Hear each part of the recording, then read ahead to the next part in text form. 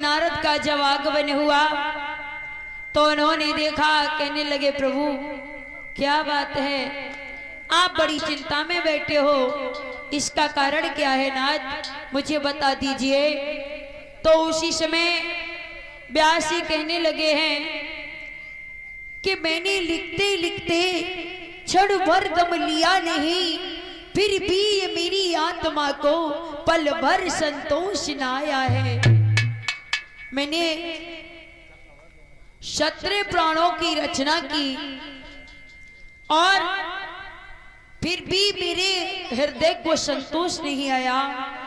तो देव ऋषि नारद ने कहा कि महाराज, भोजन में स्वाद बढ़ाने को बीसियों पदार्थ बनाए हैं, लेकिन वो बिना नमक के सारहीन कहलाई है।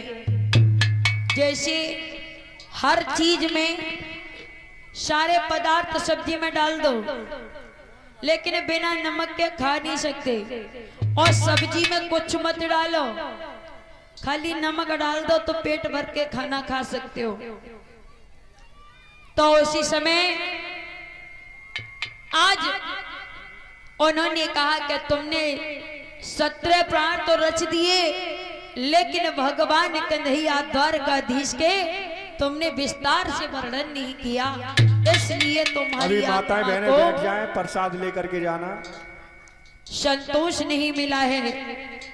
तो कहने लगे नारद, अब तो हमारे हाथ से लिखा भी नहीं जाएगा, क्योंकि हम लिखते लिखते हार गए हैं। तो अच्छा, तुम हार गए? हाँ। तो कि तुम ऐसा कीजिए, गणपति जी को बुलाओ और तुम्हारा 18वां प्राण वो रच देंगे। तभी लोग बैठ जाएं, कोई बात नहीं, भैंस खुल गई है और कुछ नहीं। अरे बैठ जाओ भाई, बैठ जाओ। सभी लोग बैठ जाए भैया। तो आज उसी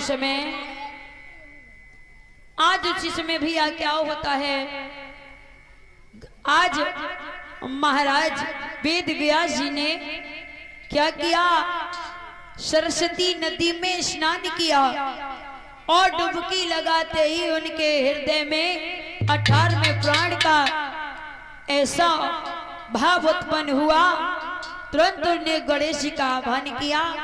गणेश जी आए हैं और गणेश जी ने कहा, क्यों बुलाया है व्यास, बताइए। व्यास जी कहने लगे, मैंने तुम्हें इसलिए बुलाया है कि मेरे 18वें प्राण की रचना आप कर दीजिए, मैं बोलता जाऊंगा और तुम लिखते रहना। उसी समय गणेश जी कहने लगे, ठीक है महाराज, लेकिन मैं खाली नहीं बैठ सकता 1 मिनट के लिए भी। ठीक तो, है गणेश जी, आप खाली मत बैठना। तो आज उसी समय भैया व्यास जी बोलते हैं और गणेश जी लिखते हैं। तो बोलने में और लिखने में बड़ा अंतर है महाराज, कि बोलने वाला तो बोलता चला जाएगा और लिखने वाला वो सोचेगा कहीं आको डंडा तो नहीं लग रहा, कहूँ छोटी की मात्रा तो ना लग रही, कहूँ बड़ी की तो ना लग रही, कहूँ एको, कहीं ओ को, कहीं अंग की, बड़ी सोच के उच्चारण करके लिखते हैं। आप भैया गणेश जी कहने लगे, महाराज ठहर जाओ। व्यास जी कहने लगे, क्यों? तुम्ही ने तो शर्त रखी थी।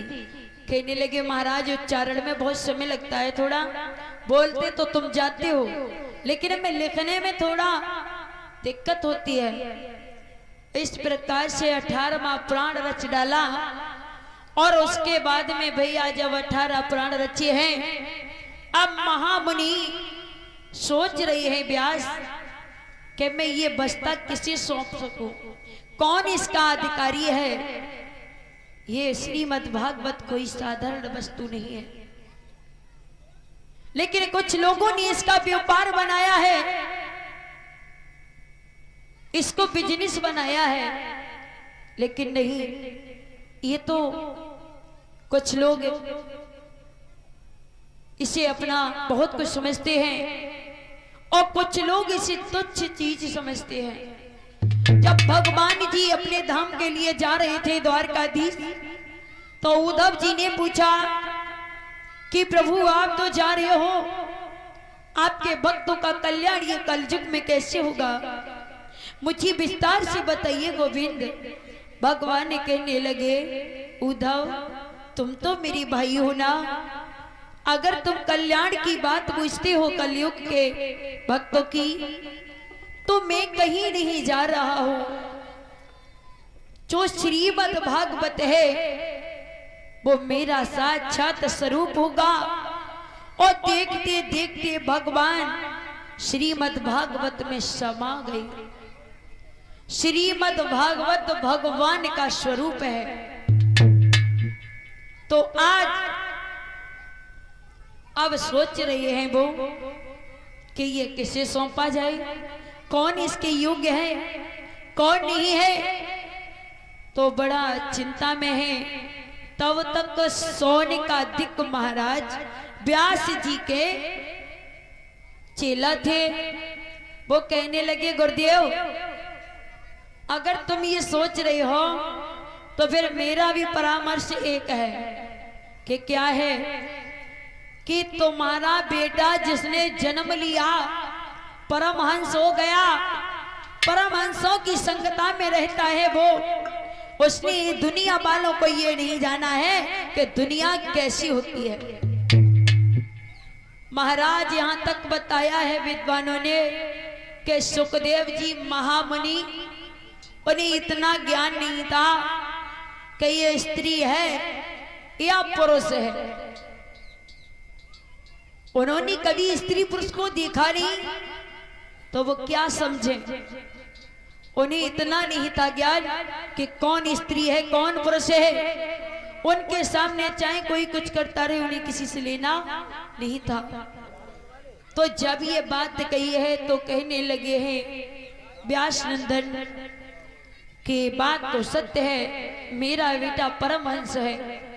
जिसने अपने माता पिता को नहीं देखा वो कितना बड़ा भगवान का भक्त है। जन्मते ही ठाकुर जी के चरणों में अपना अर्पण कर दिया, लेकिन वो मिलेगा कहाँ, कहाँ खोजूं। कहने लगे गुरुदेव अगर खोजना किसी की जाती है तो वो अवश्य मिल जाते हैं।